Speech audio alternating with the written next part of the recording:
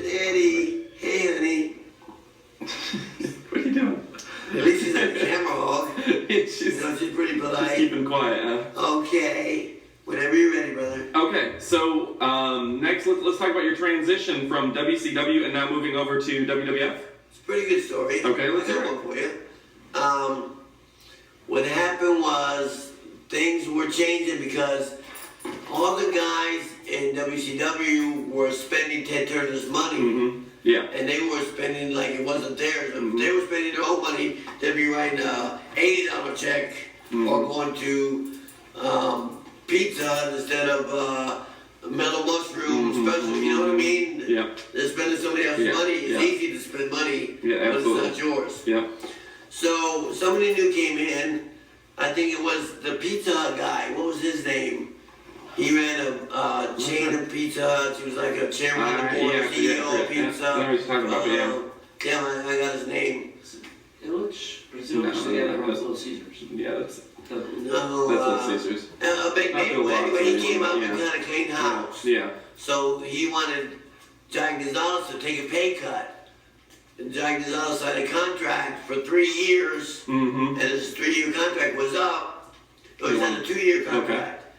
And his 2 years was up, and they was ready to negotiate his contract and say he was making $250. I don't know exactly the figures, but a little more, I think, maybe $350. It seemed like he was, I think I heard that he was making pretty good because they brought him in for the basketball money, you know? Right, yeah. So he was making good money, let's say $500. So they wanted him to do, Jim Herd was a guy. Oh, yeah, absolutely.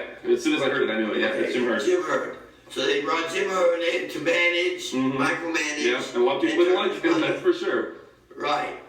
And he wanted immediately to cut the budget from $18 million to $6 million, like that. That's hard to do without disturbing people's paychecks. Yeah. So they asked the Giant, hey, Giant, your contract's up December 1st, and we're negotiating, and we're offering you half of what you made. And the Giant didn't like that. Yeah. So he didn't say anything. He said, they think about it, we'll get back with you. We still had 30 days left in our contract. So we had to finish our dates out and so on.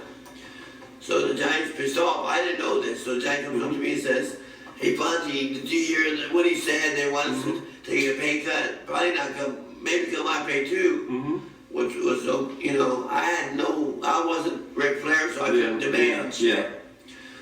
So the Giant said, Fonzie, what's our options here? Now I was more of a friend, an advisor, helping him out, an assistant, and a referee all in one. Became really good friends. And I said, okay, here's your options, Johnny Gonzalez. El Gigante, your options are stay with WCW and take a pay cut. Go back to Argentina, in Europe, and play Argentina basketball, European basketball.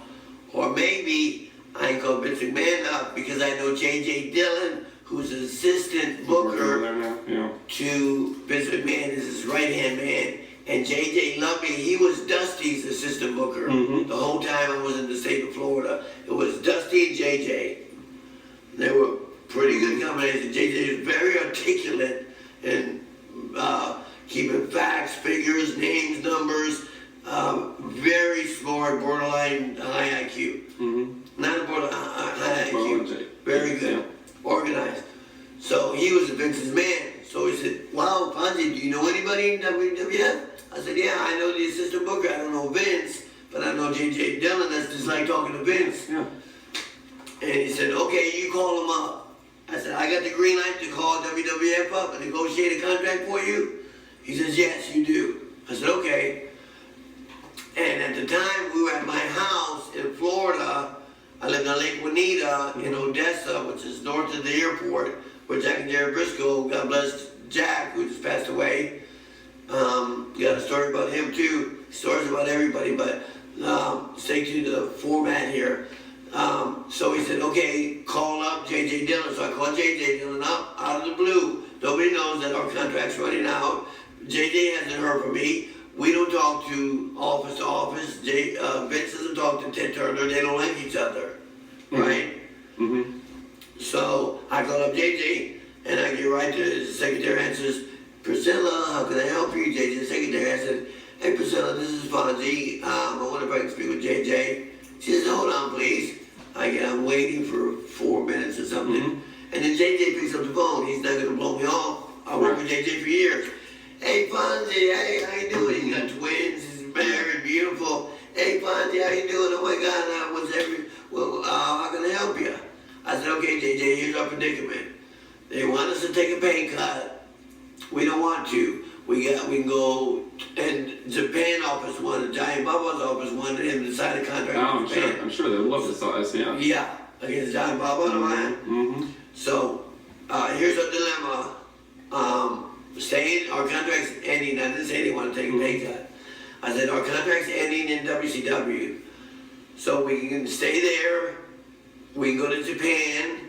We can go to Europe and play basketball. Or we can talk to you. That's what I'm doing. Talking to you. He said, well, Fonzie, what do you mean you're talking to me? He said, yeah, I want to see if you're interested in hiring the Giant Gonzalez and me as a package. I'm his personal assistant, and I don't cost much, JJ. He said, I know what you cost, Fonzie. He's laughing at me for saying that. I'm being humble. Yeah. Trying to get it. Yeah, get in. You gotta be humble. Yeah. Not kiss ass, but be humble. Yeah. So Yeah, JJ says, well, let me talk to Vince about it. I'll get back with you, Fonzie. What's your number? I said 813-920-5333. That was my number at my old house. It's not it, so don't call it now. I gave him the number, and I hung up and told the Giant, because the Giant was at my house. He had a spur on his heel, and he had it cut out by the foot doctor. What do you call him? Heel spur or a podiatrist, yeah. Podiatrician. So I had it cut out. We were recouping at my house. Vince gave us a week off, and Giant Gonzalez had a golf buggy. He had 5 acres on Lake Bonita, so he was driving around with a golf buggy with his foot up. It was a sight. My neighbors would go, oh my God, Fonzie's got an 8-foot tall giant there. So I was the talk of the neighborhood. So I said, JJ said he's gonna call us back, but it don't look good because they would have been interested. They would have said something right now, you know? So as soon as I said that, 20 minutes later, I pick up the phone with JJ. JJ calls back. Yeah.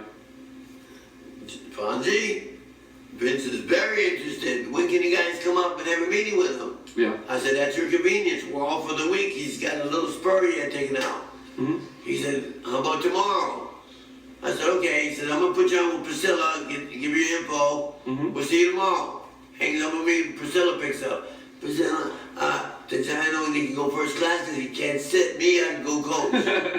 She said, okay, Fonzie, don't worry, we're going to put you first class too. Good, see? So I'm sitting right at A1 and A2. Yeah, awesome. So Priscilla says, what time would you like to come up?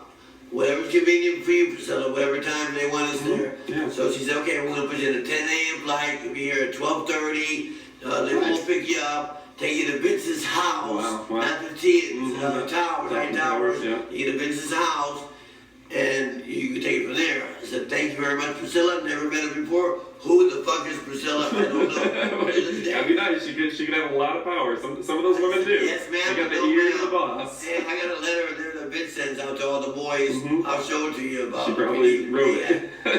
No, and Russell Gordon was another big shot. She was there when I was there, 92, 93, 94. So we fly up. I tell the Giants, oh, Vince is sending us tickets. We can go up there and meet him. He said, okay. So we go up there. We get off the plane. We're walking to the limo with the guy held a sign up, Giant Elegante, Fonzie. And we're walking to the limo, and Spike Lee, the producer, walks by and says, because he's a big basketball fan. Spike Lee. He didn't know who he was, but he knew it was something. Yeah, he knew it was something. Spike Lee.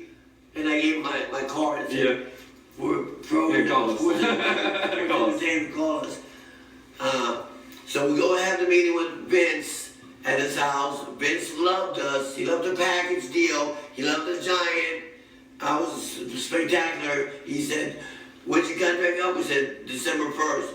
For 30 days. He said, don't even go back. But then Jack says, they owe me $60,000 if I don't go this month. He says, don't worry, that's your signing bonus. Wow. Here, JJ write up a check right now for $60,000. Wow. And John says, I don't want to start right away. I haven't been home for Christmas in 7 years, or 4 years. I want to start January. And Vince says, no problem, no problem. So give us a little check for $60,000. Wow. You know, so it's like cash for Vince. And says, Fonzie, you want to start in January too? I said, no, I'd like to start sooner. Soon, yeah. You know? Yeah, why He said, not? okay, JJ, put him on the card. Cool. So JJ put me on this card and it says, here and there, and it says MSG. I says, JJ, what's MSG? He said, Fonzie, that's Madison Square Gardens. I said, okay, great. You know, because WCW doesn't go there. Yeah, that's so not we their started, turf. that's how we got to Vince. Well, yeah, let's go ahead. In the next chapter, we'll cover some of your Titan history. Okay, so we left off, and you're in WWE now. You've got Elegante and... let me tell you about the first Monday Night Raw. Perfect. That was when Alfonso was on. Yeah, tell me about that. That was over, I'm I'd say, 1993.